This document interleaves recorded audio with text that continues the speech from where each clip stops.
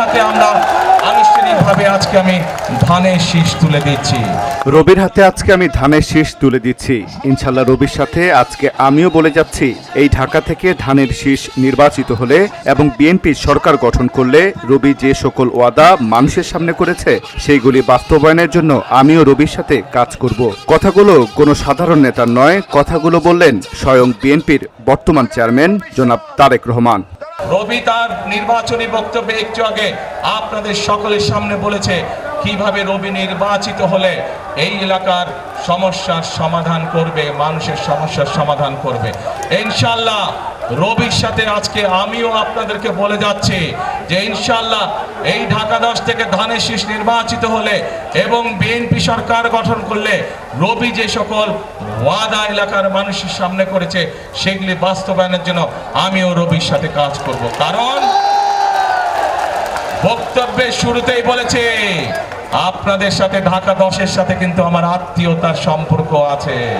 কাজেই আমারও দায়িত্ব এই এলাকার মানুষের যে সমস্যার সমাধানগুলো আছে, জলবদ্ধতা হোক, এই ধানমন্ডি লেকের সমস্যা হোক, বিভিন্ন আইন শৃঙ্খলার সমস্যা, প্রত্যেকটি সমস্যা ইনশাআল্লাহ আমিও রবির সাথে দেখভাল করব এই এলাকা।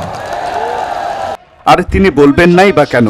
এই রবিও তো কোনো যেনতেন নেতা নন। এই রবি সেই রবি যিনি রাজপথ থেকে সংগ্রাম করে উঠে তবেই তো রবি হয়েছেন। এই রবিউল আলম রবি সেই রবি যিনি ফ্যাসিস্ট সরকারের আমলে গুম থেকেছেন, কারাগারে গিয়েছেন, ছিলেন রিমান্ডে। আপনারা সবাই তো ঢাকা 10-এর অধিবাসী, তাই না? আমারও কিন্তু ঢাকা 10-এর সাথে একটা আত্মীয়তার সম্পর্ক আছে।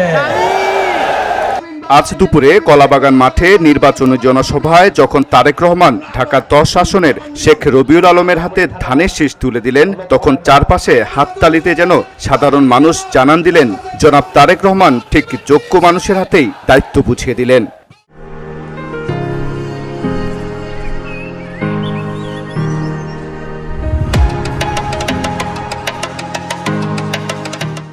আর শেখ রবিউল আলমও যেন ভেতর থেকে আরো বেশি প্রতিজ্ঞাবদ্ধ হলেন এবং নিজেই বলতে লাগলেন, রবি এই দায়িত্ব পেলে এর অমর্যাদা কোনোভাবেই করা যাবে না।